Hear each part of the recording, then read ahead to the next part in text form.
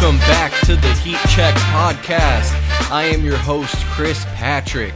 This is episode 26 of the Heat Check Podcast. We're recording this on Saturday, February 24th, 2024.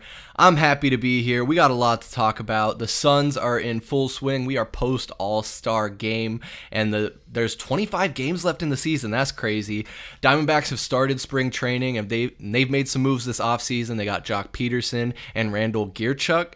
And then the Cardinals have some more salary cap space to work with. Also got to figure out what they're going to do in free agency as well as the draft coming up in a couple months. Plenty to talk about. But before we get into that, I have to introduce these guys here. First, we got the Highness of High Tops, the Sultan of Shoes, and the Conqueror of Kicks, Michael Benjamin.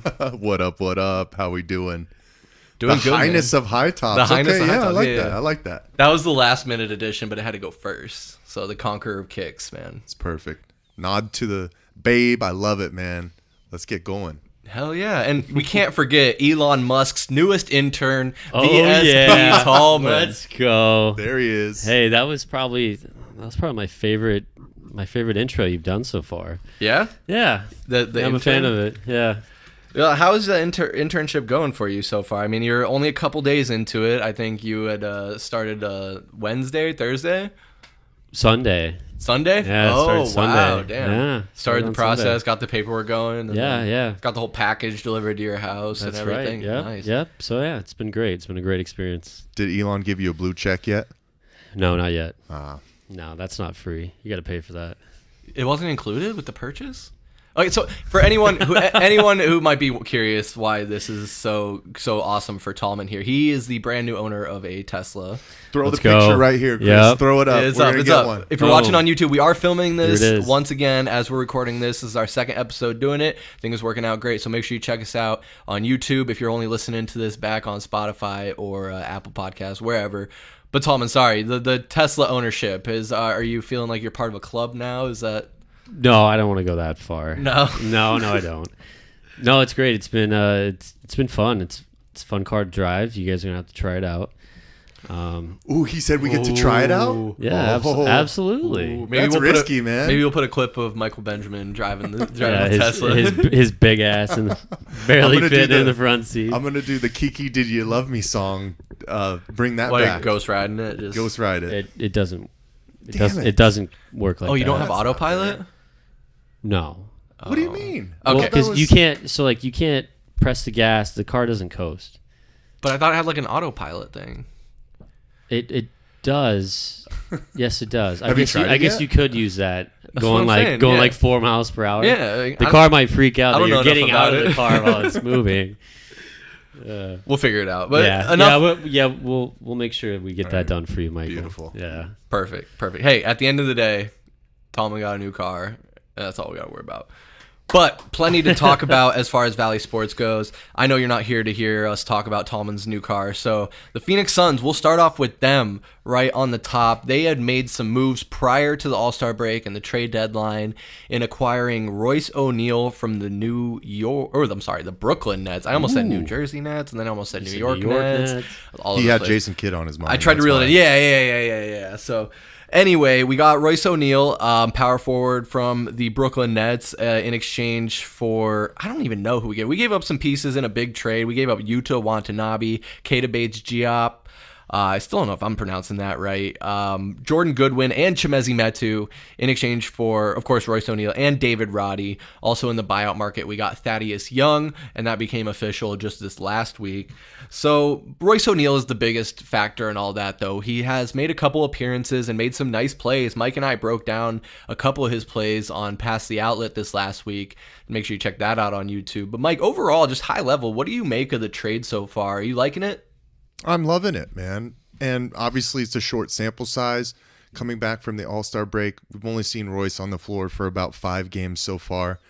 Now, the past 2 games have been struggles for the Phoenix Suns as a whole, but Royce O'Neal himself, not too hot last night against the Houston Rockets, 0 for 5 from the field, and then 4 of 12 against the Mavericks, only 2 of 8 from 3. But there's a learning curve when it comes to adding any kind of additional pieces. But like we were talking about on Pass the Outlet, Love his size. Love his ability to get in those passing lanes. He's what you call and what you take the picture of and put it in the encyclopedia when it comes down to who's a 3-and-D type of guy, right? Like that's what he does. So for the expendable pieces we were able to get rid of, I love the move so far. And obviously we talked about David Roddy. He's not going to sniff the floor unless this team is absolutely careening teams off the floor.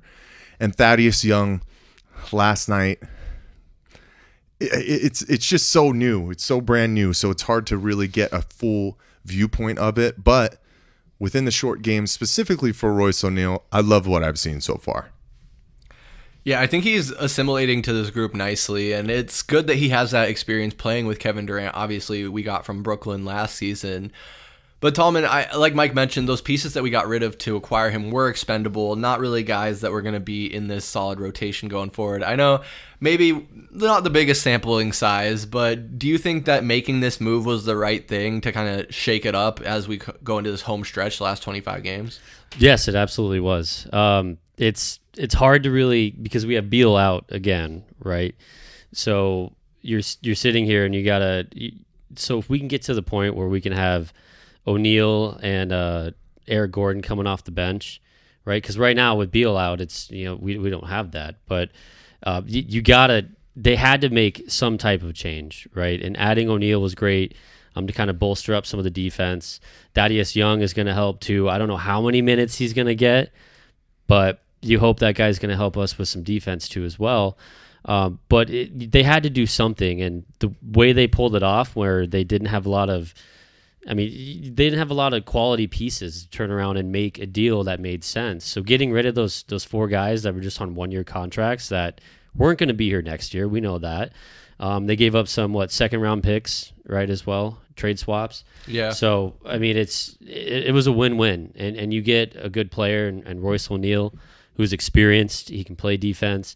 He's struggled, like Mike mentioned, from the 3-point line, and it's crazy where he's putting up more shots than Grayson Allen, Grayson Allen had the best 3-point percentage make going into the All-Star break in the NBA, right?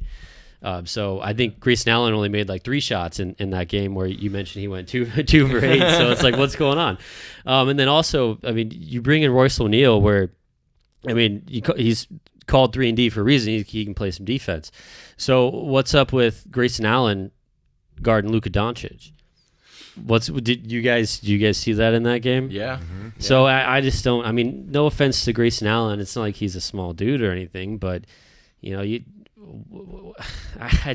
don't get the matchup there. Well, I really don't. I like what you bring up with that, because there's a difference when it comes down to size mismatches for a player like a Luka Doncic. Like Grayson Allen doesn't give up that much in the height department, but bulkiness and the way that Luka just finds his spacing, if you don't have length on him, that's why we always tried to match up Mikal Bridges with Luka Doncic. It's going to be a nowhere road, and that's what we continue to see, at least from the start of this season with our matchups with the Mavericks. But Luka's a whole different monster, but it's at the end of the day. Why don't you give Royce a chance?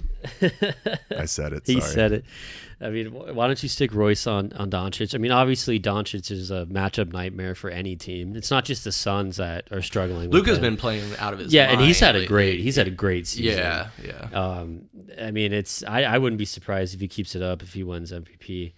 But you got to see the Mavericks do something, though. Yeah. Right? Because, the MVP's got to be on one of the more winningest teams. But I don't know. I don't know about you, but those last 2 games, the Rockets game, the way that one ended, it was just too close for comfort against a team that we should be beating them by 10 points, 15 points going into the fourth quarter. Yeah. But the Mavericks, I don't know about you guys, but the Mavericks scared me a little bit, where that was kind of one of the teams. First, it was the Clippers, where the Clippers have come down a little bit. Now I think it's the Mavericks, the one team that are scaring me.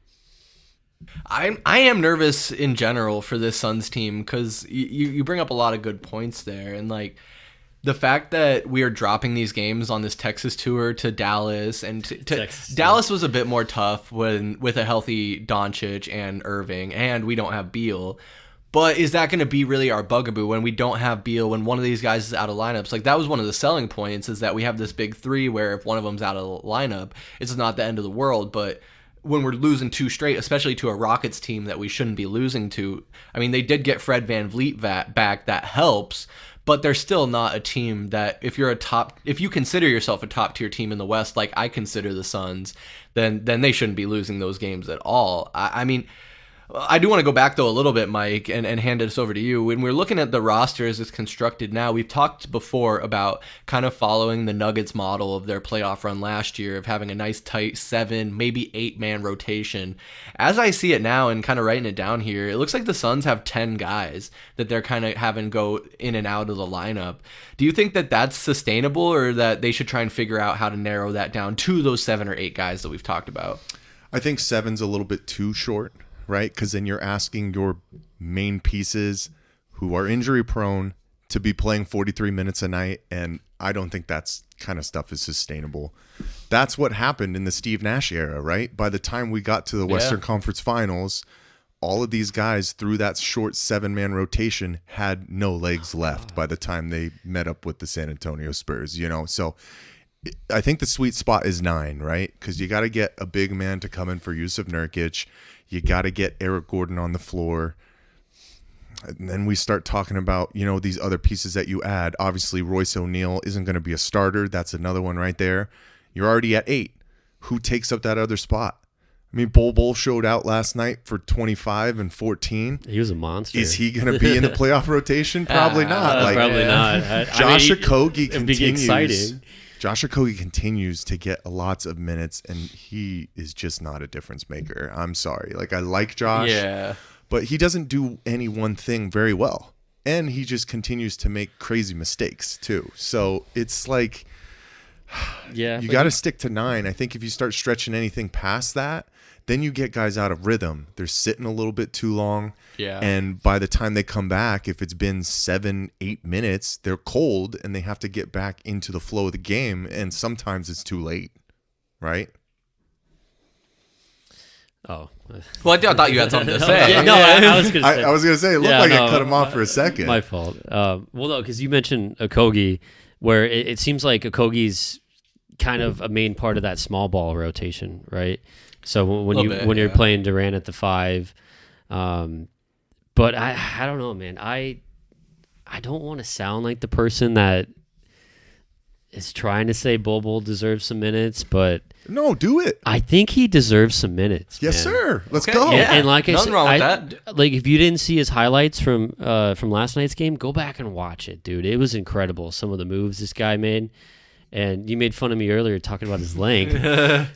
He does have good length. The boy's got some length. All right. And I mean, he's a young guy. He's only 24 years old, and obviously he needs some more experience, right? But I mean, it's that old saying that you can't teach size. The guy's 6'5"? What? Or, excuse me, 7'4", 7'5".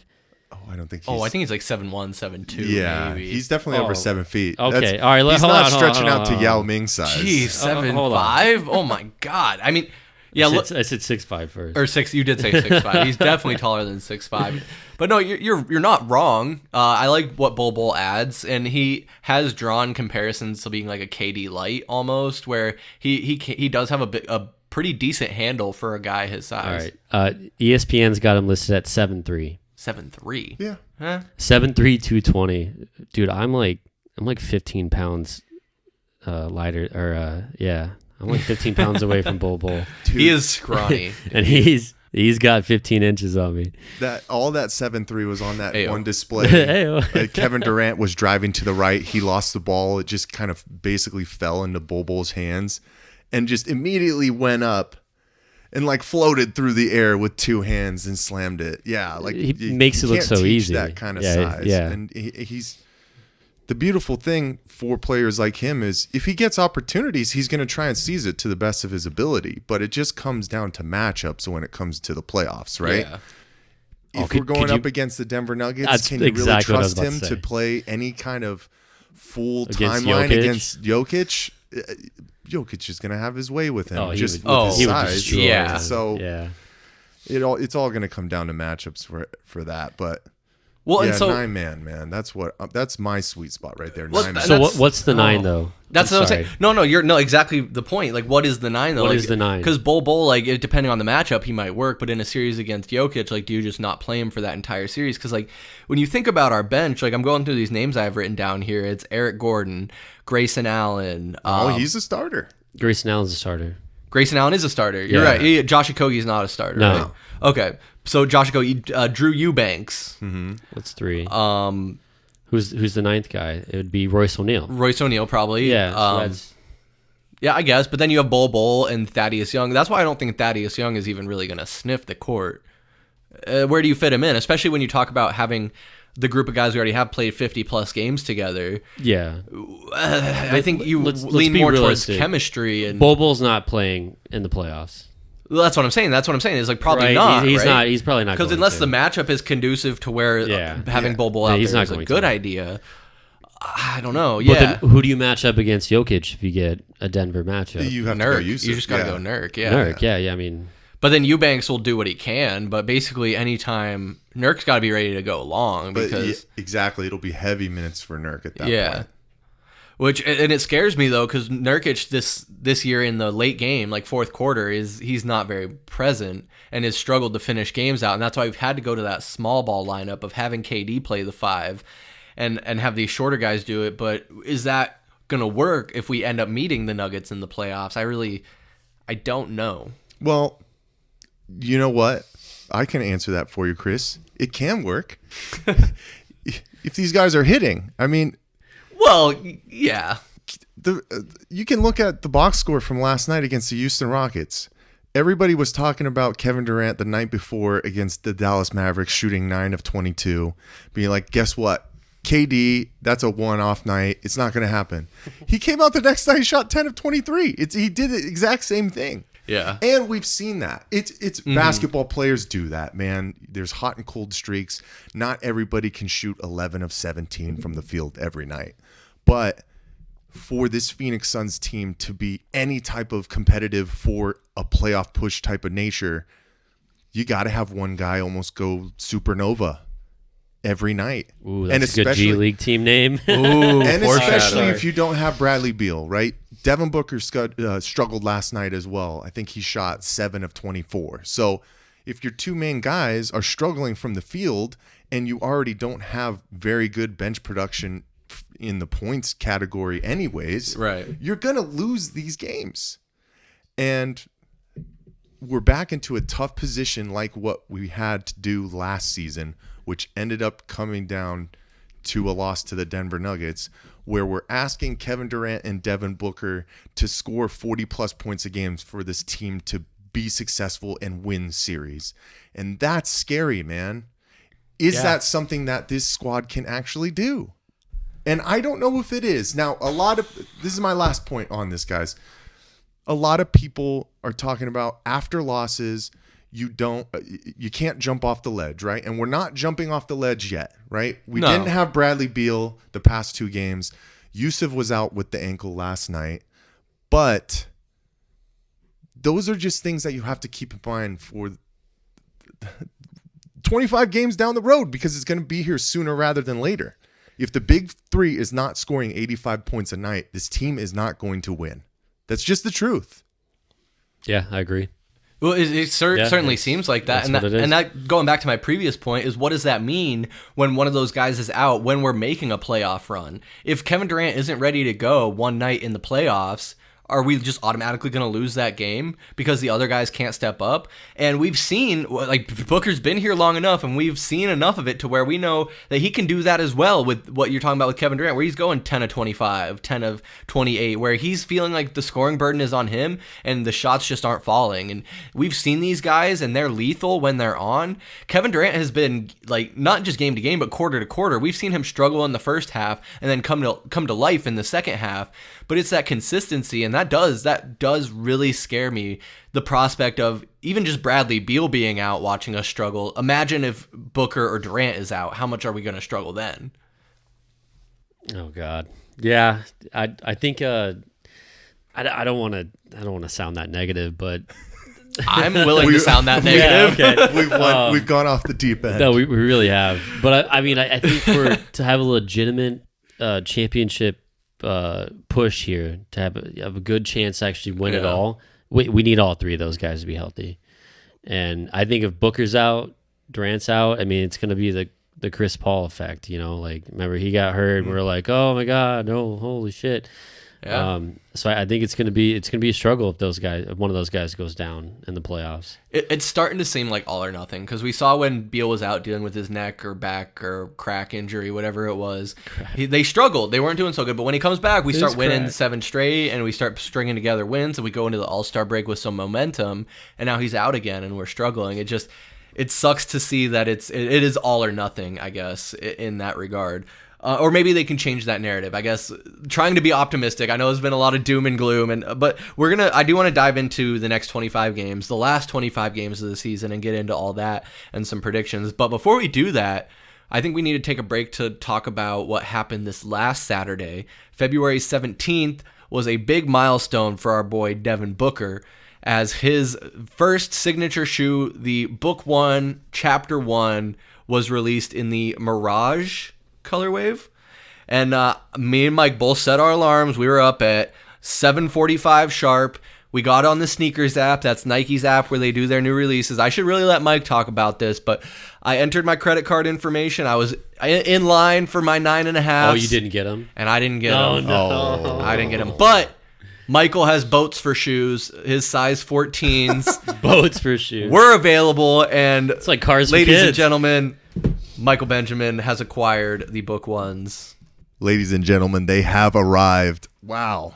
I can't stress this enough. I am very surprised that I was able to get these, because if you know anything about sneakers, after size 13, the production amounts for these shoes drop down drastically. There's times where they'll only make like 1,000 pairs total of a size 14 for anything. Wow. So for me to get these, very blessed. Maybe they knew that I was from Phoenix. But if that was the case, Chris, like, you should have got some too, right? Mike was probably on like 5 different phones, 2 computers. He had his iPad out. He was all lined up. It's my one sneakers app. I just got lucky. Maybe you got to make sure you have Apple Pay set up, Chris. Maybe that's where you. Yeah, I had. I didn't want to use the card that was on my Apple Pay, so I had to switch it up. You can't be entering the numbers. You got to go quicker. But that's funny that you talk about multiple accounts. Andrew. He messaged me after I posted that I got him. He was like, my wife tried, my son tried, and I tried. We couldn't get them. I know there was a lot of people in those boats, but don't worry. If you don't have these yet, there's going to be more colorways for everybody. This was just kind of to start getting the hype moving a little bit more for supply and demand, shoe. baby. Yeah, exactly. So I'm very excited to see how these perform on court. They're very light. I don't know how breathable they are, obviously, comparative to things like the KD 16s, where the uppers have kind of some netting that has more holes for breathability. I mean, we can even just look at some of these older ones. Chris, I got to pass these over to you. These are the OGs, right? Those are yours. Yeah. The netting on the top seems a lot more breathable, and these GT Cut 2s, like right on this tongue, there's just a lot more. So I'm very interested to see, but they wanted to kind of embody what Devin Booker is, right? He's not the flashiest of guys. When you see him walking in, he's normally got an oversized plain shirt, some black jeans, oversized, huge, and some Chucks, right? Like he's not the flashiest type of guy. So they fit within lifestyle and performance. So I need to see what the performance work is on these, but I'm excited, man. Very excited to have these in hand. I think that's the biggest thing, is I'm so curious about the performance of these as a basketball shoe, because they do look like a great casual shoe already out the box. Like, I could definitely see anybody wearing these with a pair of jeans or anything out on the night. But what Mike is talking about here is that if you're not watching on the video, we have my 2 older pairs of Devin Booker shoes, which not his signature shoe, but player editions. In my hands are the Nike Air Zoom player editions from 2017. And they're the ones with more of a mesh top. They were also, I think, Draymond Green and a couple other players also had player editions. But it's cool. It has the 1 on the heel for his number and then a DB logo on the tongue. I really enjoyed playing in these shoes. These were my indoor shoes for a long time when I wasn't really able to buy more than, a lot of pairs of shoes and have become more of a collector. Now I play in the Kyries and pretty much just the Kyries. I have a pair of LeBrons over there. Mike's way more of a sneakerhead than me. But also the Devin Booker player exclusive, the GT Cut 2s, which they were released last year in 2023. Those ones, they're interesting. What's interesting to me is these 2017 player editions are more of like a mid, or not so much a high top, like a mid top. And then the book ones and those GT Cuts are also low tops. So I didn't love how the tongue kind of moves on those GT Cuts playing in them. But it's a lot slimmer than these book ones. These book ones have a nice solid tongue to them where I feel like it's not going to move around too much. But it's interesting. You can really see, like, once Booker had some input in the design of the shoe, how much different they are compared to the Air Zoom and the GT Cut. Mm-hmm. I'm just excited for one of our guys to actually have something that is dedicated to them, right? I mean, before this shoe, yes, we know Kevin Durant has his own line, but Kevin Durant has had 16 of them, right? And it was way before his time in Phoenix.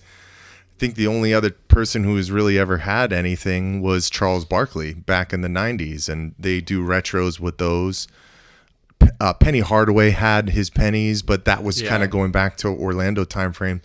I mean, please, people, go in the comments and correct me if I'm wrong, but this has got to be one of the first athletes to have a signature shoe that is a Phoenix Sun. So this is exciting times, man, and just very proud of Devin Booker and,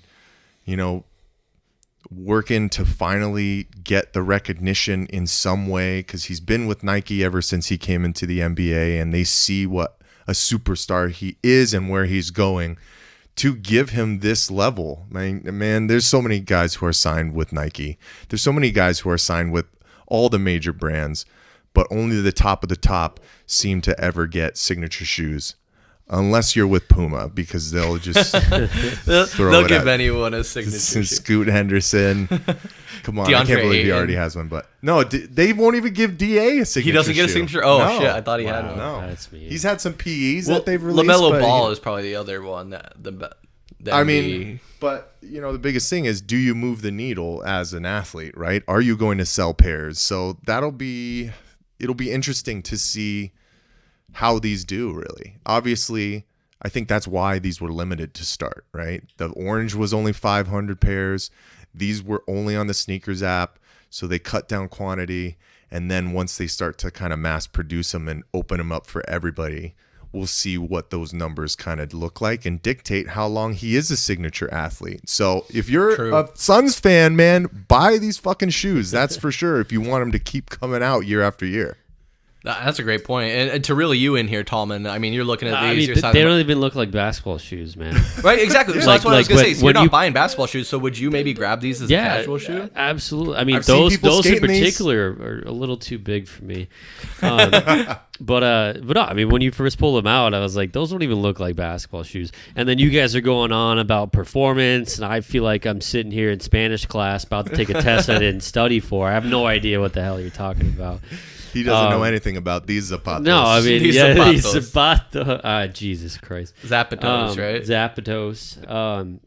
But no, I mean, those are sweet. I mean, I think the chapter 1 on the back is a little corny for me. Because, it's a book, chapter 1 of his story, right? Yeah, of course. Oh, my goodness. Did you see the trailer? Of course I did not see the trailer. You didn't see the trailer? Mike texted it to you. You did? Oh, I don't know, man. I don't. My juices don't get flowing for shoes like that. You know what, I'm the kind of guy I buy the same pair of shoes over and over again.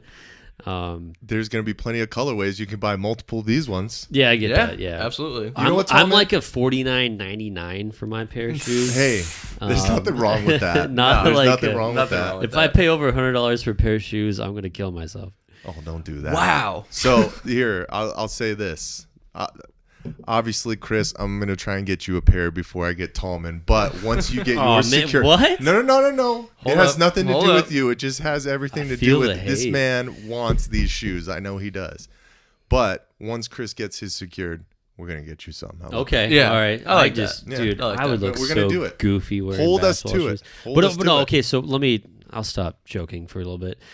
They do look sweet. I like the style of the basketball shoes where they don't look like basketball shoes. Like pull up the other ones on the left there that you got. These ones? Like that's like a basketball shoe, right? Big time. Oh, like, yeah. like I said at first, it's like that looks They're like an athletic that looks shoe like at a the very That looks like a least, track yeah. shoe right there. Like it should have metal spikes coming out of the bottom. I mean, it almost looks like it kind of does. It does, yeah, a with little the bit. fat sole on it. But no, it's those are sweet. I do dig those a lot. But you're not going to wear those out to a night on the town. You're not going to, like I said, throw a pair of jeans on You're and not go going out. to pull these bad boys out? Come on I mean, now. I almost passed out smelling them. I know that sounds weird. And they're brand new. Not. I'm not saying like Mike wore them for 2 months straight and they smell like absolute ass. Thank you for clearing that Yeah, up. I yeah, appreciate gotta- it. That's gotta why set the I'm going to record pass straight. out. Yeah. No, that's not why I'm going to pass out. They're brand new, straight from China. I mean, are we allowed to say that? Or I just Vietnam. did. I don't Who know. cares? Yeah, I mean, I'm pretty sure. I mean, either way, love the book ones. I'm really excited for the other colorways that are going to come out. I think this Mirage is a dope one, just for like the casual side of things. I think once they get into more colorful schemes, then people might not be as open to wearing those out night on the town. And I'll keep hammering. I'll stop hammering on that. Is what I meant to say. No, keep hammering. No, you're right. I'll keep hammering on it. Tune in to a future episode of Pass the Outlet for more sneaker talk. But moving on, we're going to look forward to the next 25 games, the last 25 games the Suns have of this season as they jockey for position in the Western Conference standings, hoping to make a playoff push. Mike, some tough matchups coming down the pipe. We got the Lakers, of course. We did that ticket giveaway. We have a lucky fan going to the game on Sunday against the Lakers. And then later on, got the Thunder, got the Nuggets twice, the Celtics twice, the Bucks, the Cavs, and there's some more tough games sprinkled in there. Are you nervous about this next stretch, these last 25 games? I think there's always a little bit of nerves to be had. You know, all the numbers are pointing towards the Suns' strength of schedule being the number one toughest for these last 25 games. I mean, we also have to play the Celtics twice. Did you say them as well? They're the best. I did, yeah. Okay, but the best team in the East. We got to play all top 4 seeds twice as well. One team, I know Tallman was talking about the Mavericks scaring me. One team that scares the absolute hell out of me is the Oklahoma City Thunder. Just with their youth. They're not going to get tired, man, and they have a lot of weapons now. It seems like, but I think It's a giddy effect. the Giddy God. effect. Chet Holmgren. Funny side note: I was playing an adult league basketball game on Thursday, and there was a guy who looked exactly like Chet Holmgren, who was ref in the game. Okay. And Jesus. I thought that he missed the call, and I said, "It's time to wake up, Chet." And we got some good laughs out of that. But beside the fact, I really like getting these tests in now for this team, right? Because you get to see what they're truly made out of, and you get playoff type of competition rolling into where this team is going to be, right? I don't.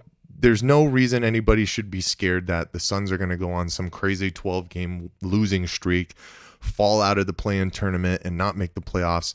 It's not in the cards for this team. There's still a lot of movement in regard to where the seeding is going to end up, right? Obviously, 2 games after the All-Star break. What's going on over here? No, You I was guys just, having side conversations? No, keep going. I'm just trying to get information because I don't. Since we're filming this for YouTube, Yes. we're filming it on my iPhone, Yeah, he and so doesn't I have can't pull up stats in front of me. I was curious what their record is.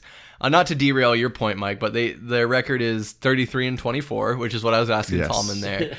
And with these 25 Little games whisper. left, I'm curious what you think their final record is going to be when the season ends. That's a great question. I'm going to answer it right after I finish my point, Christopher. Oh, no jeez. Continue. So, like the matchups that we have, there's still going to be a lot of movement within the seedings, right? We lost these 2 games from the end of the All-Star break after these 2 games, we've fallen from 5th to 8th already, right? In just 2 losses. But everybody's within a game and a half a game. So I would not be surprised if the Phoenix Suns still find themselves in a higher seed, not in the play-in tournament. Maybe they finish at 5th or 6th, somewhere around that position. But I can see them probably going maybe 15-10 to finish this output, right? Because you're going to lose some of these tough matchups. I think it's going to be damn near impossible to beat the Denver Nuggets twice, right? Even with Minnesota, with that early matchup we had really early in the season where we blew the brakes off of them, Minnesota's probably going to scratch out one of those games, and we hope to win one of them too. So a little bit above 500, could be 13-12 as well. Like, obviously there's always those factors like who's available, who's not playing this night, who's having a tough shooting stretch. There's so many unknowns when it comes to that, but I think I'm going to stick at 15-10. So this Phoenix Suns team will probably finish with about 48 wins, right? Yeah. If my math is correct. Yeah, that's because I've never been the best at that. I was okay, but that's probably where I'm looking at. I don't think they scratch out 50 wins this season. Honestly, I don't. And that's funny that you mentioned that, because you do have them clocked at 48 wins, 34 losses. I literally just wrote down that I'm hoping for 50 wins. Now, I like round numbers, Tallman, right? So 50 and 32, well above 500. Also, yours well above 500. Obviously, that's out of the question. Like, above 500 is a given. That has to happen. You can't finish at or even near 500 in my mind, especially if you have playoff aspirations and pursuing a championship, which, as we've discussed without diving into it more, is that this is kind of a championship or bust kind of situation that we have with this team, the way it's constructed, with our aging superstars, not including Devin Booker, because he's obviously in his late 20s, but Tallman, I brought the cat out of the bag pretty quick. 50 and 32 is my prediction. Mike's 48 and 34. Are you somewhere in that ballpark? No, I'm going to go something a little different. So last 25, you mentioned exactly what I was thinking, going 13-12. So that would leave them 46 wins, 36 losses. And I'm picturing them barely getting the 6th seed. Like by a hair, fight to come down to like last 2 games. Yeah, last 2 games. Yeah. Just would not be surprised. And then if that happens, it's gonna be a fight between them and the Lakers, and then we're gonna see some playing games with the Lakers and the Warriors, which is exactly what. So wait, so do you see us in the play-in? No. Oh, 6th seed Suns. 6th seed. Okay. Yeah. So 46-36. We're gonna go 13-12 after the last 25 games, and we're gonna barely make it and lock in that 6th seed. And it's nuts because you mentioned it's super tight. Like, you just look, I mean, we're 6.5 games out of first place as it sits right now. And like, this is exactly what the NBA wants too, because this is going to come down to the wire, and the play-in games are fun and exciting where your whole season can ride on one single game. It's fun and exciting until it's your team that's in that position, right? Yeah, then it's stressful. Right? It's like game 7s in baseball, right? They're awesome until your team has to play. Like the Dbacks game 7 against the Phillies. I was a nervous wreck during that game. I could hardly maintain my composure. That was rough, man. I lost some hair over that one. But yeah, I'm thinking 13-12. You mentioned the toughness of the schedule. You're playing some of the best teams in the NBA. You don't have you're not playing any Pistons, Wizards, or anything for the rest of the season. So it's going to be tough. But I think it's exactly what this team needs, because we need to know how this team matches up against the best of the best, right? We need Beal back. We need to figure out, are we for real or are we not? So... Well, and there's some teams I think we need to beat on that schedule as well. And the Celtics. The Celtics. The tough games, we need to win some of those, right? We can't drop all of our tough matchups, because that's just a bad sign. If we can only beat up on the bad teams, that's not good. But the must-wins are, like, I think we play the Spurs twice, at least once. Yeah, Got to beat the Spurs. We play them twice. We play them twice. The 76ers without Joel Embiid, Yep. we have to beat the 76ers without Joel Embiid. The Hornets The Hornets have to beat that. Well, here's another one. play the gotta Rockets win these, again. We gotta win these next two fucking games against the Houston Rockets, man. It's not okay to drop that's big. games to teams like that at this point. Then we have the Rockets are not even a playoff contender, not even in the playoff conversation. They've gotten better. They have some young players, KPG and Fred VanVleet and Sengun, who might be in the running for, what is it? He's like their best player. Most improved, yeah. And, okay, Houston has been good at home this year. I mean, after the win yesterday, I think they're 20-9 at home, right? It's pretty good. But we got them back-to-back at home. Like, have to handle business. Like in Arizona at home. For us at home. In Footprint Center. Yes, we have to win both of those games. Yeah. Like, there's no margin for error anymore. This is what everybody knows about this point. If you're an NBA fan and you follow the game and have a team that is in the hunt for any kind of playoff positioning, there's no margin for error anymore. It can't be silly turnovers. It can't be not willing to work on the defensive end for defensive rebounds and box out and just general aloof play, which is what we saw last night from this Phoenix Suns team. Like, you got to cut it out, man. It can't happen anymore because you're running out of time. Now, depending on where the Suns fall in seeding, say they do have to go in the play-in tournament and they're the 7th seed and they win that game, they're probably one of the scariest 7 seeds of all time, right? Because they have generational players, but you got to be trying to work towards some kind of home court advantage. You have to. Because even if it's just for one round. Even if it's for the first round, because it's where this team should absolutely be at the end of the day, baby. Okay, what is that, number 2? That's number 2. It's only number 2. All right. It's not bad. I'm proud of you, Mike. Appreciate it, guys. Yeah. Yeah, I mean, I don't want to beat a dead horse, but I think finishing at least above 500 in these last 25 games, 13-12, would be the least that they could do.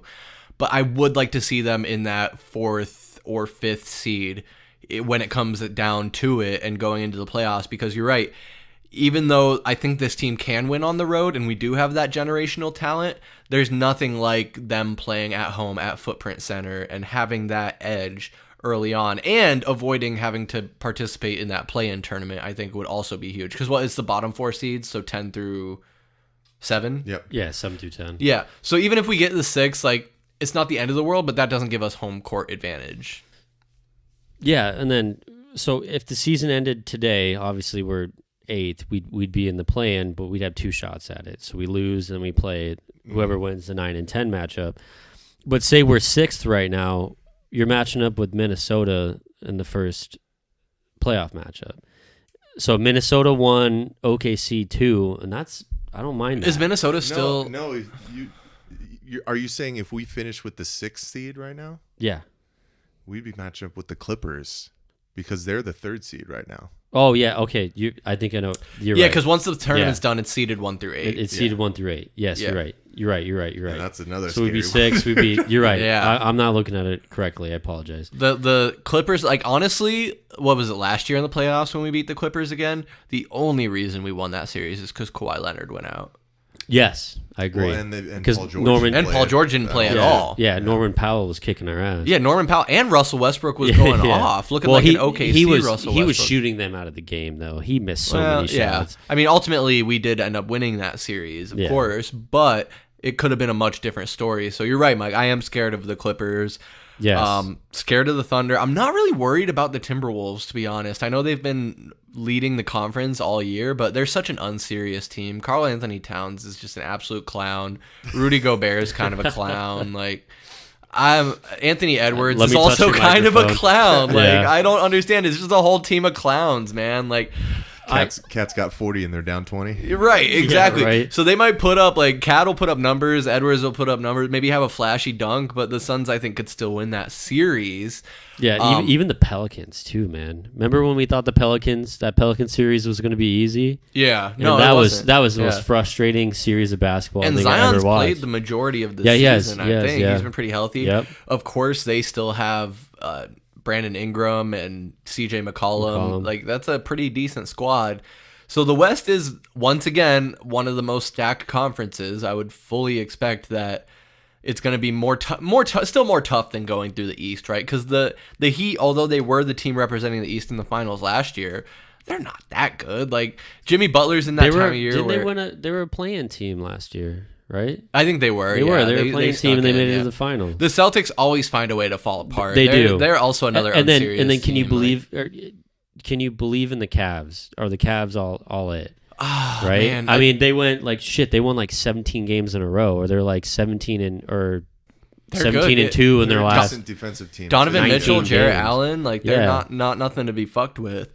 And but then, Donovan Mitchell is kind of like made of fucking glass, man. Like he's kind of like that Anthony Davis type. Well, everyone's like, saying he's going to be on the Lakers next year. Donovan Mitchell's going to be on the Lakers next year. That's the rumor going around. Oh man, Wouldn't be surprised. You know, the rich good luck with them. Get richer. Here, guys, I'll make one last comment in regard Welcome to to Phoenix. The last 25 games. We have been talking about teams we're scared of and that kind of stuff, but the only thing we can do is control our own destiny, as corny as it sounds, just like the chapter 1 on the back of this book one.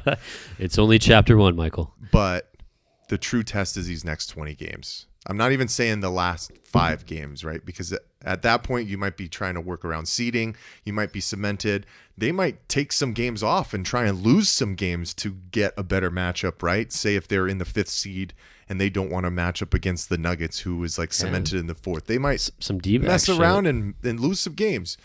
But these next 20 games is where we see what this team is really made of. Yeah. And if they're ready to go for the playoffs. So it's all up to their control. And they have some really tough matchups, but I'm not even going to put a win total on that number. It's just you have to compete night in, night out. It can't be one of these, oh man, where was the effort this night kind of situations. If the effort is continuously there, they're continuing to stand pat within the seedings or at least push momentum to move upward, there will be a whole lot of confidence for this team going into the playoffs. That's where I stand at the moment. And while we're looking ahead into the future and this playoff run that we hope the Suns will be making, I have no doubt they will be. They're also looking into the future with them bringing back Matt Ishbia, and the Phoenix Suns announced this last week that a G League team will be resurrected for the Phoenix Suns, and it will be local. When we saw the last iteration, it was the Northern Arizona Suns. I think they played in Prescott or Prescott Valley. It was all right about the same.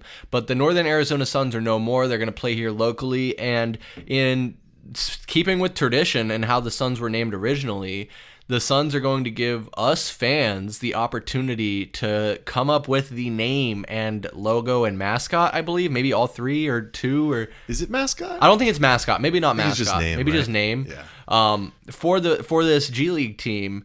You get $1,000 and season tickets for the Phoenix Suns. Yeah. No, for the G League for the G League team. Yeah. Right. So they opened this up to the public. So we did talk about this on Pass the Outlet a little bit. We felt it was appropriate to save this until we get VSP Tallman here with us, but we want to brainstorm. Oh, you guys are so nice. You know, man, we want to make it all inclusive. Right, for the founders of VSP, the big 3. We're the big 3 of VSP, and I'm like Bradley Beal. I guess that makes me Devin Booker, huh? Yeah, because you're smaller. Yeah, exactly, because he's taller. You Yeah. have to be KD. Kevin Durant? Look at your fucking And you're older. shoes, dude.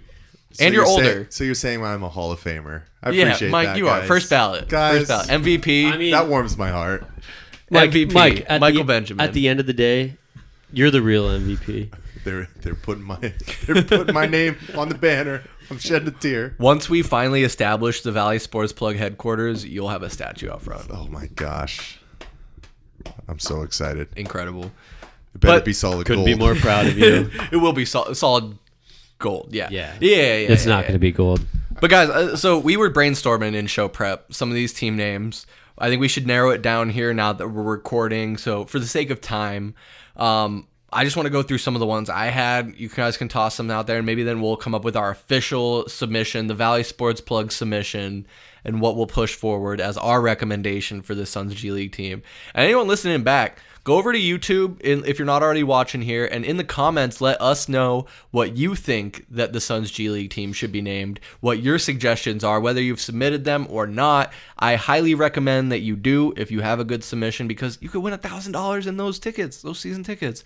Is that lifetime season tickets, right? If I'm Wait, not it's mistaken. 1,000 and tickets. It's 1,000 and tickets. Maybe not for a lifetime. I don't know if that's a stipulation. But regardless, here are some of the ones. Your seats are gonna be all the way up. All the way. up. Yeah, these aren't courtside seats. Matt Ishbia never specified where. You're touching the concrete on the stadium behind you where you're sitting. Well, and that's the biggest thing, right? Is we don't know, and I don't even think Matt Ishbia knows where this team will be playing.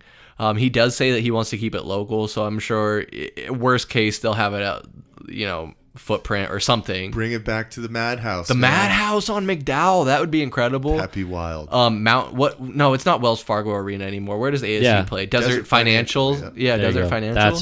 They could play there. Maybe they play there, or maybe they find an that arena sucks. or build an arena in like Scottsdale, somewhere else in Maricopa County, in the East Valley, Gilbert. Well, they could play at Gila River, right? Gila River. Gila River Arena. Yeah, I got it. it. Desert Diamond Arena. I think is that what it is now? Desert Diamond. You're not going to be able to fill those seats. No. That's for sure. No.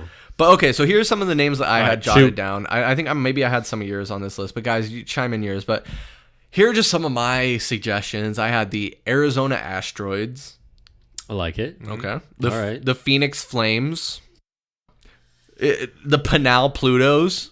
So ship them out a little east and south. Yeah, There's got to be some land out there. That's good. Like we said, we don't know where they're going to play. So I had the Scottsdale Saturns. That's my favorite. Sticking with the planetary theme. Right. I really like the Scottsdale Saturns. That's my favorite one. If we're going like not just the kind of in the valley, the Maricopa Camelbacks. All right. It's pretty good. Yeah. Nod to the Camelback Mountains there in Maricopa County, and then. The Suns mascot is the gorilla, of course. Yes. So I had the Guadalupe Gorillas. Yes. Beautiful. They have to play at the Boys and Girls Club off of Guadalupe Road. Yes. Okay. Yeah, I like that. What else you got? I think that was it. And then, Mike, you inspired us since we've been recording this. The Arizona Supernovas. Oh yeah, I like that one. You said it, and you didn't even know you said it. I kind of want it to be the Maricopa Camelbacks because then, if they do a mascot, it has to be a camelback. And Yes. It has to be a 2-person mascot. So It's a 2-seater. We'd be like Joe Cool, the Marlboro Man. Oh, there you go. Jesus Christ. But it's got to be something around the solar system, right? Like it should fit within what the team already is. But they should also follow suit. I was talking to you guys earlier about this. They got to follow suit with the same kind of mascot. So it's got to be an orangutan, no matter what the team A chimpanzee. name is. Chimpanzee, howler monkey, something. Do you agree with the monkey theme as far as mascots go, Tallman? Yeah, I love the monkey. So if they're the Maricopa Camelbacks, but they have like a still an fucking orangutan. yeah, they have an orangutan. That doesn't make any sense. All right, well, we got to come to consensus. We have to What narrow it is it down gonna here. be? Yeah. So I do like the Maricopa Camelbacks. I also like the Scottsdale Saturns. Scottsdale I like the Saturns, Saturns. yeah. We have the Suns, that the was my Mercury, favorite one. the Saturns. The Saturns is good, yeah. Guadalupe Gorillas is just a little bit ridiculous. Yeah. I love it. Really? That was my number 2. I love it. I don't know if it's. I don't think the gonna make arena list. would be in Guadalupe. I don't know if they can. You pull never that know. off. They could clear some. They I could don't clear know, some man. land. They clear some land out, yeah. Between the stop signs where you don't actually stop because you might get shot if you stop for too long. See, I wasn't gonna say it. Like there's going to end up being the Yeah, wrong it's connotations. terrifying. It's Yeah. scary, man. There's just going to be the wrong connotations with the Guadalupe I'm Gorillas. just trying to go to Fuddruckers coming north to south, and I have to go through Guadalupe to get to Fuddruckers. Oh. Okay, so what's the top? Let's Sorry, get top yeah. two Okay, so so I think far. I think right? our tops are Scottsdale Saturns, Maricopa Camelbacks. I'm voting for Okay. Saturns. And Arizona Asteroids. I do like that one too. I like Maricopa Camelbacks a lot. I do too. All right, on 3, we all say what we think. Just kidding. No, we could do that. Do we have to come to a consensus here? Well, if we all it's- say something different, then we're kind of fucked. Okay. 3, 2, 1. 1. Scottsdale Scottsdale Saturns. Saturns. Yeah. Oh, let's go. Oh, I knew I liked Wait, you guys. you said it too? Yeah. Yeah, we, basically. Okay. we all consensus. said okay. The Wait. consensus. Hold on. Did we just become best friends? Yup. Yep. I mean, I've known you guys for All right. over decades, so we better be good friends at this You point. can call me the Saturn. The Saturn. Yeah. So obviously then they have to build some kind of arena up by Salt River Fields and that whole area and Talking Stick, and that's a great plot of land. It seems like there's still gotta plenty be of land out something there. out there. They Don't gotta they be have able to the pull that training off. facility up I there think already? the training facility is in Scottsdale. Yeah. Scottsdale, yeah. Yeah. So their G League team, the Scottsdale Saturns, it's going to happen. Easy logo. I'm not a graphic designer. I'm not going to come up with it. I'll let their people do that. But Valley Sports Plug's official submission is going to be Scottsdale Saturns, right? Yes. Yep. Hell yeah. Okay. Well, let us know what you think in the comments. Is Scottsdale Saturns good? You got something better? I don't know. But that's what we got for the Phoenix Suns. I mean, very curious what's going to happen with this stretch. Of course, Michael Benjamin and I do Suns recaps every 2 weeks over on YouTube, so make sure you check us out there so you can stay up to date on everything that's going on with the Phoenix Suns and their season. We do a breakdown of how the games went, how the players are performing, and just our opinion overall of what they're doing and how they're doing. But that's enough about the Suns, guys. We got a couple more teams to talk about here before we get out. The Arizona Diamondbacks, man, it's almost baseball season once again. Spring training is in full swing here in the Valley. Of course, there's only 2 places that you can get spring training action. That's here in Arizona and out in Florida. The Cactus League is popping off. We saw the very first spring training game go down. I think it was this Thursday. It was the Los Angeles Dodgers taking on the San Diego Padres. It was like 15-2 or something. Yeah, they scored 8 runs in the first inning. It was a blowout, and it wasn't even like, it was crazy because like the big names you think of with the Dodgers didn't even play. Like Mookie played briefly, but Shohei didn't really play. I don't think Freddie Freeman played in that game. Like, I didn't look into it. Yeah, I was looking at the box score, but yeah, I was walking. They had it on a TV at work, and I was walking by like, holy shit! It was already like 10-1 or something like that. It was wild. Getting blown out of the water. But that's spring training. I'm not too worried about how the games go or all that. But we saw catcher's report middle of the month, and now everyone's there. Everyone's having a good time. But the Diamondbacks have also made some additional acquisitions a little bit late, but better late than never. We added Jock Peterson to be a DH against right-handed pitchers, and Randall Grichuk, to DH against left-handed batters. They are also capable, I suppose, of playing in the outfield, but we'll see how much of an impact they have. I do want to talk more broadly about those additions, but it's interesting. We did pose the question when we brought up those signings, having been the designated hitters. Lourdes Gurriel Jr. obviously didn't get a massive bag of cash to come here and be the DH. He is going to play in left field outside with Alek Thomas at center, Corbin at right. Mike, you seemed a bit hesitant in having Gurriel back in the outfield. We know his arm isn't quite as strong as we would like it to be. You're already taking me out of context, Chris. Like, I can't believe that you're trying to put me as a Lourdes Gurriel hater. That's absolutely what I'm not doing. the truth. That's what I'm doing. It's just not the truth. Love Lourdes Gurriel Jr. I don't love his arm in the outfield. That's what I was talking about. I just think I like him at the DH spot, but now we're just overloaded, so it seems like he's going to be your everyday left fielder, which is totally fine, right? He was a big part of that team last season. I'm just kind of more concerned where I would love to see if Jake McCarthy is really going to be any piece of this outfield, and he is definitely the guy that is left out at this point, right? Alek Thomas is your center fielder, day in, day out, should play 162 games, either than one-off rests every couple of series, right? Corbin Carroll is the face of your franchise. You got to have him on the field all the time. He's an absolute difference maker. Does that mean that Jake McCarthy switches out more with Lourdes Gurriel? What do you do with Jock Peterson? I mean, Jock only played 120 games last year. Anyways, he's starting to kind of go on the lower end as his career moves forward.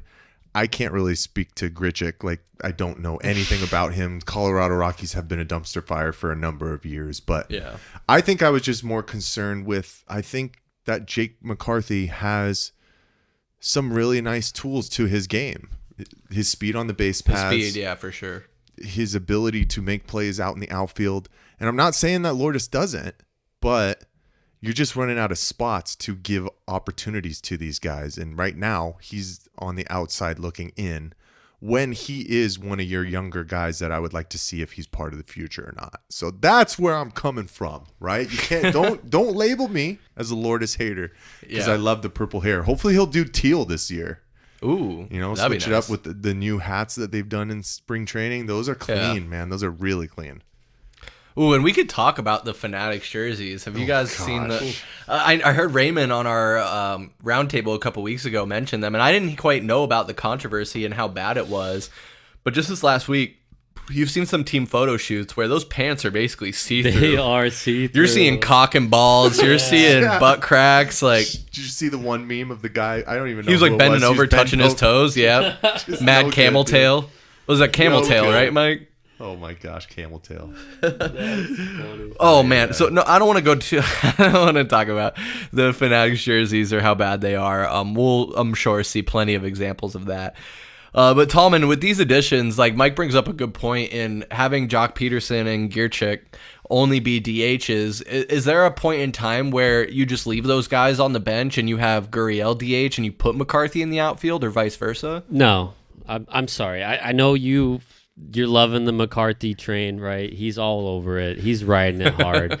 But there was a reason why that guy was not on the World Series roster, right? Or the playoff roster. Because he was hurt. He was injured. Yeah, what are you talking about? No, well, he got sent down before that. And then he got called up, and then he got hurt. Then he got, okay. So McCarthy's still, I love it. He's my favorite. Tallman's So trying to Wait, McCarthy's your revise favorite, history or here. Michael Benjamin's your Yeah. favorite? Both. I love them both. Okay, right I do answer. I do like McCarthy. He's my favorite to play with in the show. I'd always get rid of Thomas and keep McCarthy Because of speed, right? Yeah, because the speed is Yeah, incredible. yeah. Yeah, so speed's a game changer. He struggles at the plate. He really does. Thomas has proven that he can make clutch hits. He's much better offensively than McCarthy. So for you to put the two guys that you brought in, so when they signed Peterson, I was like, kind of like, okay, when we were talking about, hey, we needed to sign a DH, that was not the guy I was thinking of at all. Everyone was all in on JD Martinez. Yeah, Martinez and he's still free Soler. Soler, yeah. And then that's who I was like, come on, like that's who we need to bring in here. And then they bring in Jock, and I was like kind of not in agreement with it at first, and I thought about it, and I'm okay with it now. But when it first happened, I was a little like, what? Where did that come from? But Jock is a hell of a competitor. Thank goodness we don't have Tommy Pham anymore on the team because they wouldn't be able to vibe together or play fantasy sports together. Oh, of course, yeah. Because, they got in that. Anyway, Tommy Pham is just a monster. But no, I think adding Peterson's great. The guy, he can play baseball, right? He had kind of a down year with the Giants last year. He's with the Giants, right? Jock? Jock, Jock was with the Giants. Jock Yeah. was 2 with the Giants. seasons. Yeah, so he wasn't too great last year, but the guy is exactly what we need for DH. The Gritchick guy, he's great as well. I mean, he's a couple years removed from a 30 home run season. So you got two guys so Jock can hit the right-handers. He struggles against the lefties. So Gritchick is a perfect complement to Jock. So it's And situational Gritchick, where you play those guys. Yeah. Because, baseball, Lavella loves those analytics. He loves all that shit. Oh, yeah, baby. And Gritchick can hit the lefties really good. So I think having those two guys, one of those guys is going to be in the lineup every single game. And you're paying good money for Jock, and you got Gritchick on a steal. I mean, I was looking at it after that signing. I was like, hey, let me look up this Gritchick dude, because he doesn't have a name that jumps out at you on paper when you read it, right? Mm-hmm. And I was going through Twitter, and everyone's like, it was like I think it was like some St. Louis fans, and I forgot the other team, but all these other fans were like, how the hell did Dbacks get Gritchick for $1.5 million? Why aren't the Cardinals doing that? Why didn't they sign him? Bringing on Gritchick for $1.5 million sounds incredible. Why not? I mean, the guy, he's a proven hitter. He's got power, which is exactly what this lineup is, what exactly this lineup needs, because what was our narrative going into the playoffs? It was embrace the chaos. We're going to beat you. We're going to surprise you. We're going to beat you on the base pass. We're just going to cause all this chaos, and we're going to beat you with the small ball, right? Single, steal a base. But this, unless we were playing the Dodgers in the playoffs where we absolutely destroyed them in that one game where we hit too many home runs to count. But this lineup, what it was lacking was power, right? We got Walker, who had one of the biggest slumps in the playoffs, where you just wanted to shake him and say, dude, wake up. Why can't you hit the bat like you did all season long? And him not having the pop on his bat that he did during the regular season, Walker's bat being a little limp, really kind of hurt us. But ultimately, we made it all the way to the final dance. But this roster, this lineup was missing that power. Jock brings that power. This Grichuk dude's got that pop, which is exactly what we need. So going back to the McCarthy thing, I don't see, unless one of those guys are hurt or whatever, I don't see Gurriel playing DH and McCarthy if you're paying for Jock, who we paid $12 million, and then you got Grichuk, right? And then Gurriel, and then another thing though, at the same time, Grichuk can play outfield. Jock can play outfield. He can play, yeah. So these aren't guys that are 35, 36 that can't run. I think Grichuk's 32. I think Jock's 30, 31. I mean, these are dudes that can still play ball. You know, it's not like guys that can't move that, you know, have to be DH. But. Yeah, but it's interesting when you mention the fact that, of course, those guys can be interchanged in the outfield role, but also that it's sexy, right? Hitting the home run. Grichuk, you mentioned, was coming off close to 30 home runs. Obviously, Jock Peterson can hit home runs. We know Gurriel can hit home runs. But in having a guy like Jake McCarthy on the base paths, yeah, the home runs are sexy. But if you can get a run across the base pass, it doesn't really matter how it happens. So I do like maybe having one of those three guys at the DH, putting McCarthy in the outfield and in the batting lineup for his speed, and then having the contact, because contact hits and having base runners get across the base is just as effective as having players hit home runs. So, I mean, maybe trying to put a wedge in between you guys here is like what you're saying is like, fuck Jake McCarthy and his speed. We have power bats that can hit home runs. No, put it on. No, make it. No, that's what you're saying. No, that's what you're saying. That's what I'm saying. And Mike over here is saying that like McCarthy's a quick guy that can go on the base pass and maybe get across the base that way, where another guy comes up and hits for contact and gets him across the base. Am I crazy? Am I off base here? I don't think you're crazy, but the beautiful thing is now we have options. We have opportunities, right? It's almost kind of like what we were talking about when it comes to the NBA playoffs. You're going to be able to dictate your matchups and work accordingly, right? Bringing in Grichuk is really good because if you have to spell Jock against those left and right hand batters, whichever is interchangeable, which works to the best for each of their ability, these guys are going to understand that, and they're just giving themselves a wealth of opportunity to put their best foot forward in any kind of situation. I don't think it's fuck Jake McCarthy. I don't think that's what Tallman's saying. No, I did not say that. So keep him on the roster, Tallman? Well, absolutely. He's a huge piece, man. And but he's just not an everyday he's guy. lacking on the offense, right? I mean, if you have a guy that you can, if he can come in and be the dude that bats leadoff for you, we don't need that. You know, we got Carroll steals bases. He's an incredible leadoff hitter or in the 2 spot. I will say to Tallman's point too, what does it matter with his speed on the base pass if he can't get on the bases, right? And that's what he struggled that's what it comes with. down to. So, but then you also have Thomas is fast. He can steal bases. Pretty fast, yeah. Perdomo can steal bases, right? We always forget about Perdomo, and he just got the nod to be the everyday starter at shortstop. I'm glad you brought that up. As he deserves. Over Lawler, right? Lawler's not ready, and man. He doesn't deserve it at all. Perdomo is the shortstop. We gave him a taste with Lawler was on the postseason roster. He was, yeah. He got some flashes. He had a hit and I think some decent base running. But yeah, you're right. Perdomo did get the nod. Perdomo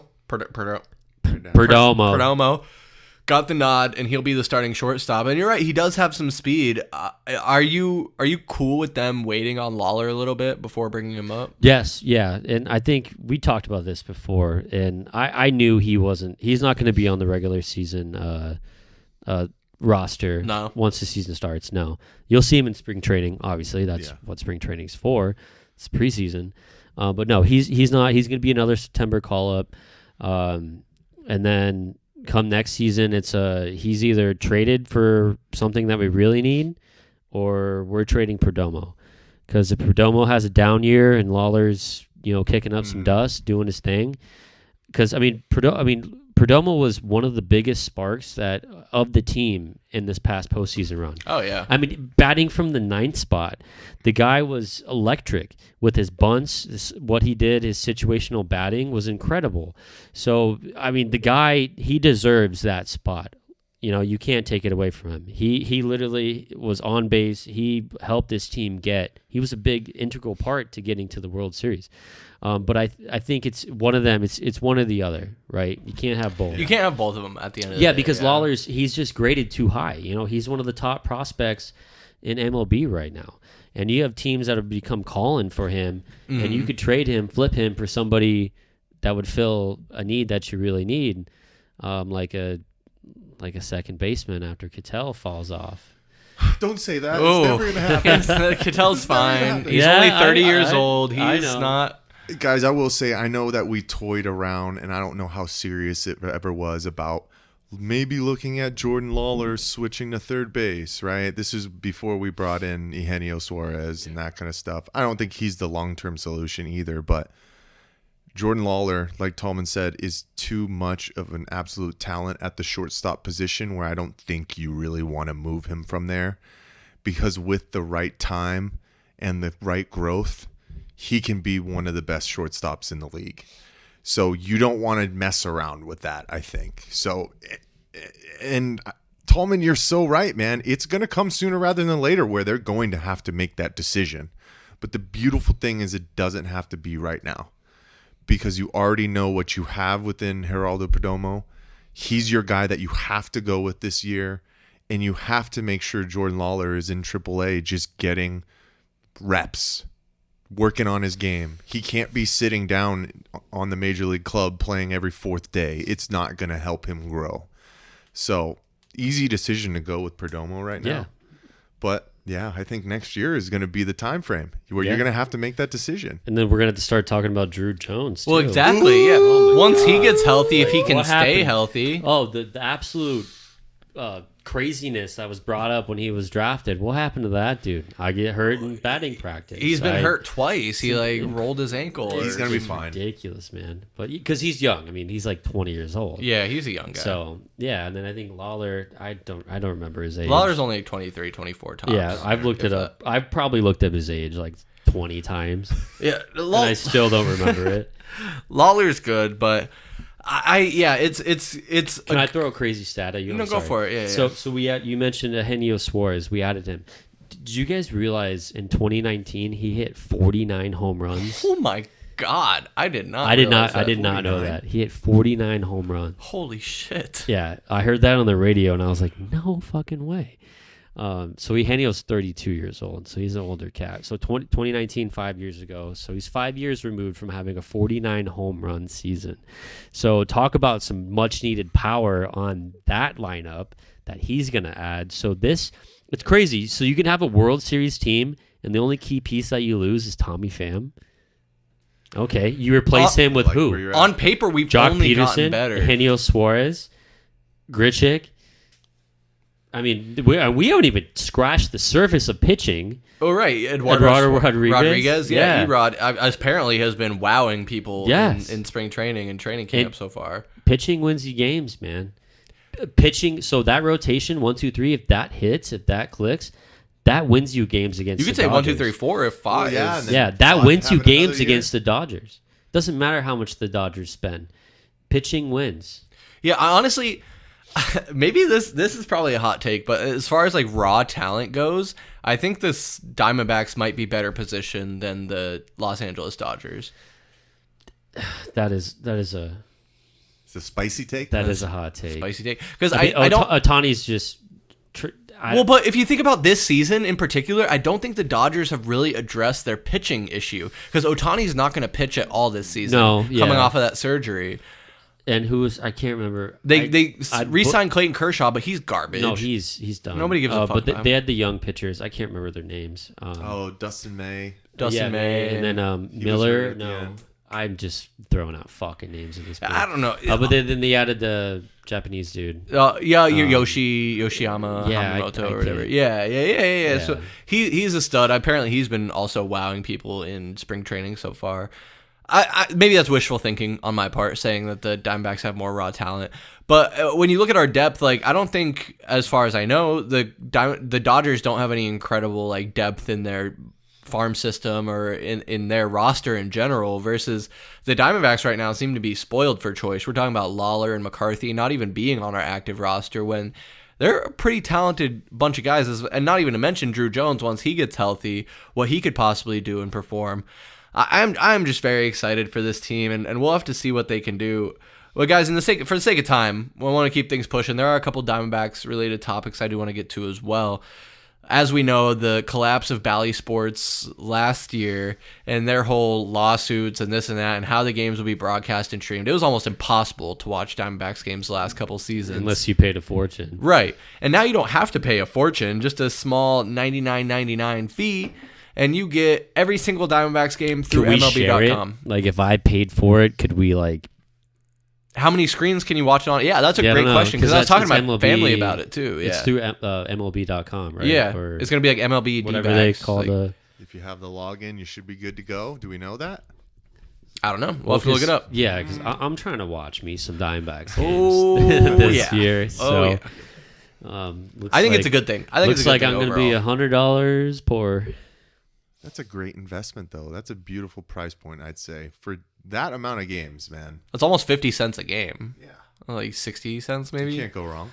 Because there's 162 games, right? Or 100. Yeah, because you get all of them, right? Yeah, you get every single game, I think. Yeah, there's 162. And if it's not on there, it's probably a nationally televised game, which, I mean, I don't know. Yeah, then you watch on YouTube TV. TV. Yeah, exactly. You just get all your streaming services in a row. But I think it's a really good thing, honestly. I'm excited to watch a lot more Diamondbacks baseball, because it was next to impossible unless you were on a third-party app. Illegally streaming it. Oh, is that what you call illegal streaming? Third-party app? Third-party app. Yeah, okay. Yep. All right, Sorry. Politically correct Chris over there. Yep. It is illegally streaming. I misspoke. Yeah. It was a third-party app. Third-party app. We don't do anything illegal. We're trying to minimize liability. We're trying to minimize liability and future we do everything right. We might have on our hands. Yeah. Ask anybody. We're the best. It's great. We're the best. Nobody does it better than them.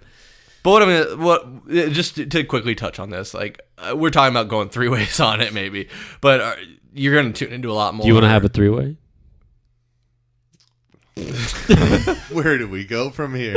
Sorry. Damn. I'm down to go in three ways to get this MLB. Oh, okay. Sorry. This MLB package. Okay. I didn't know if this video was going to change into something else. It has. It has. All right, my bad. But Mike, do you think that this will enable you to watch more Diamondbacks games? Oh yeah, absolutely. Will you though? Will you watch more Diamondbacks if games? it's easily accessible? 100%. One thing that I can say is the Phoenix Suns thing, obviously it's different than this because it is free, and I also have the avenue to watch it. Sorry, Chris, it got taken off of YouTube TV, but I have. It's always blacked out. Or no, they took Channel 3 off. They don't even have Channel 3 Yeah, anymore. they took it off. That's right. But I have watched so many more Suns games this year because of I the have too. availability of it. That's what it comes down to. So if it's on an easy app that I can pull up, I know where to go every single time.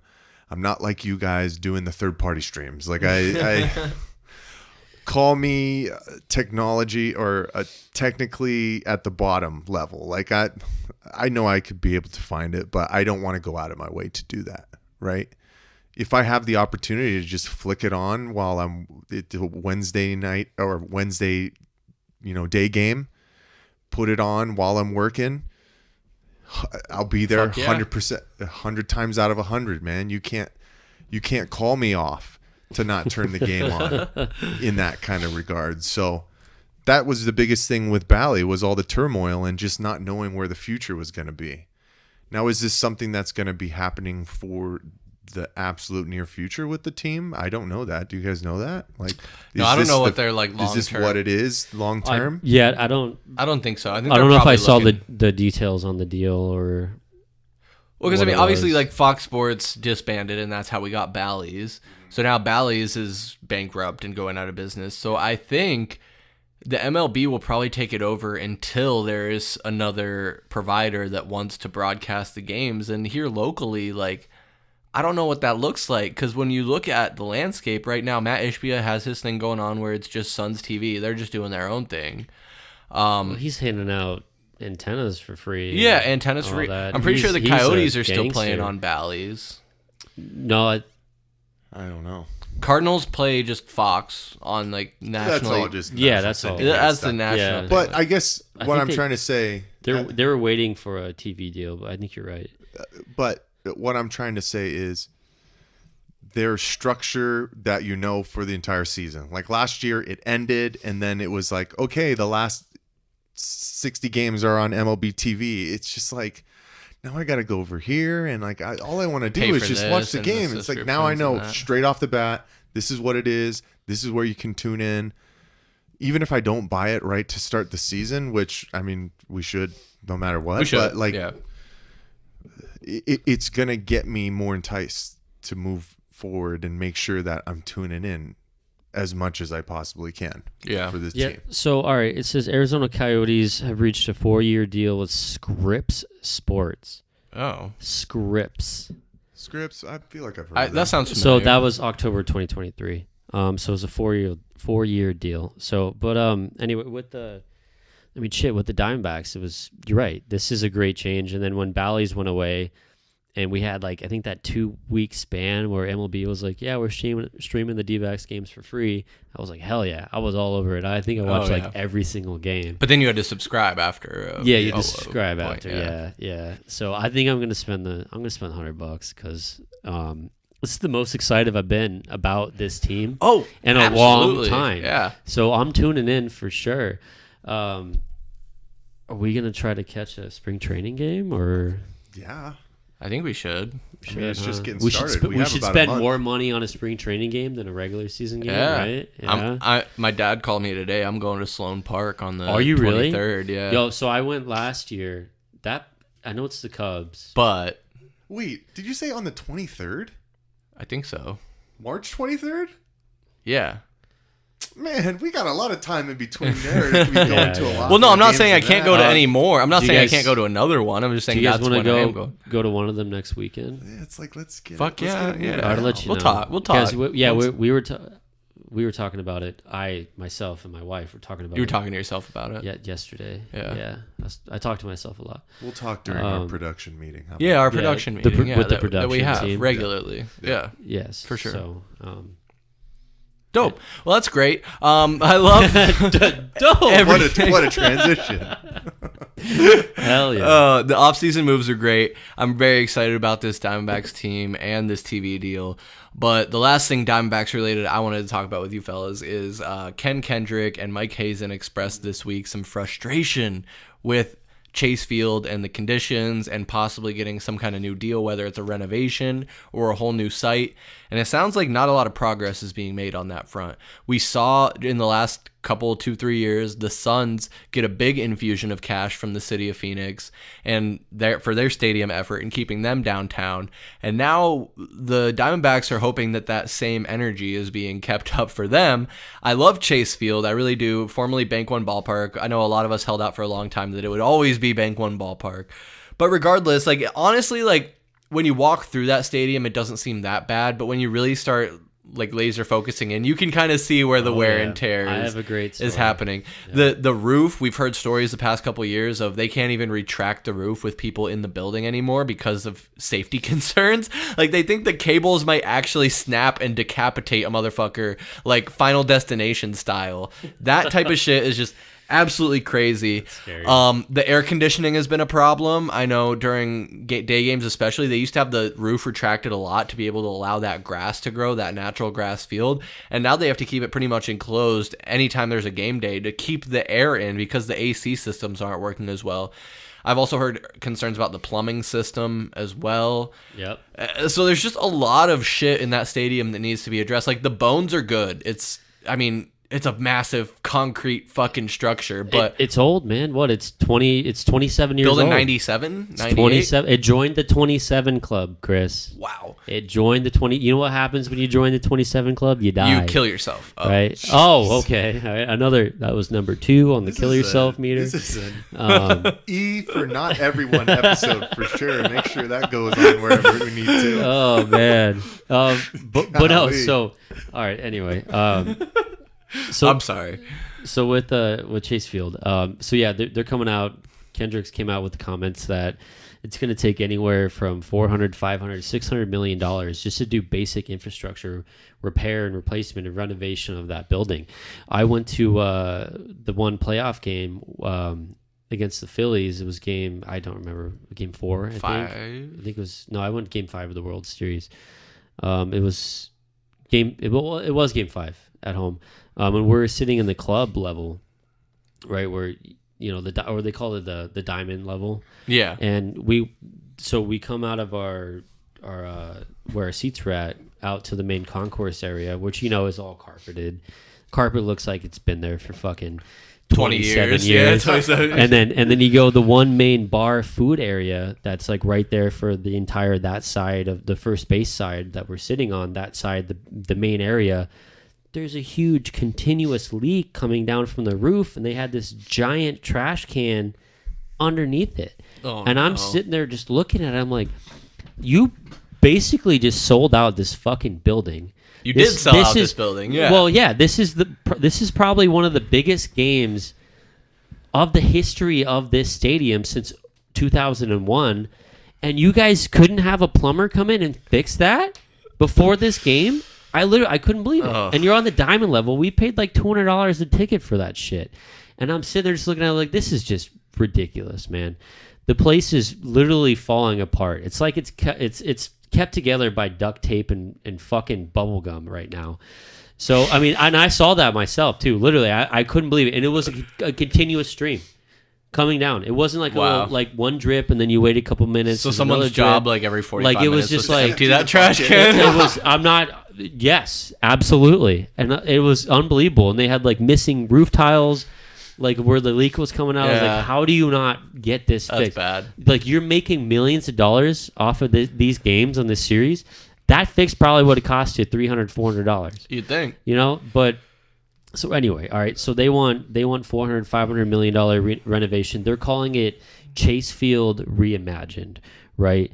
There's a lot of people that want the D-backs to get a new home, but so the whole thing is okay. So it's like when you have a car, what are you going to put a bunch of money to fix up a car? How about you just go buy a brand new car? Location. And man. That's the thing. Downtown, everybody. You said it was sentimental to everybody, right? Chase Field, Maple Ballpark. It's not just sentimental. I mean, it is definitely sentimental, but it's also you're in downtown Phoenix, literally spitting distance from the Suns arena. Having those two entities right next to each other is incredible for the city of Phoenix and honestly the state of Arizona as a whole when it comes to centralizing our sports teams, especially when, despite the traffic issues in Maricopa County and the like, it's not too bad. It's pretty accessible. It's not too bad, honestly, especially on game day, and they have it figured out now. There's a ton of parking garages, there's a ton of lots down there. Like, it's good. That's a good situation they have there. That's their home, right? Can we agree on that? Yeah. That's where the Diamondbacks They have to stay there, and that's they what have to. But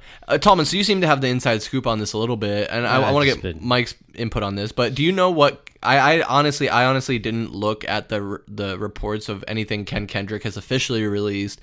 But what are they looking for in public funding versus what the Diamondbacks are willing to put up for this renovation? I don't know.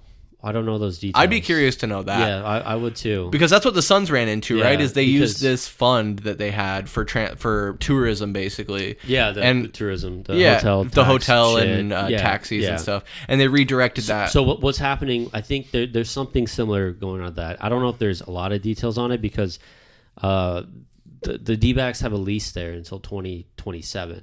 Oh, no matter what. So they have 3 years left there. So his whole thing was like, hey, we have 3 years left, but we need to start figuring this out now. Well, and then the other party's like, hey, you guys are here. Your lease has 3 years left. Don't worry about it. Like, we'll figure it out.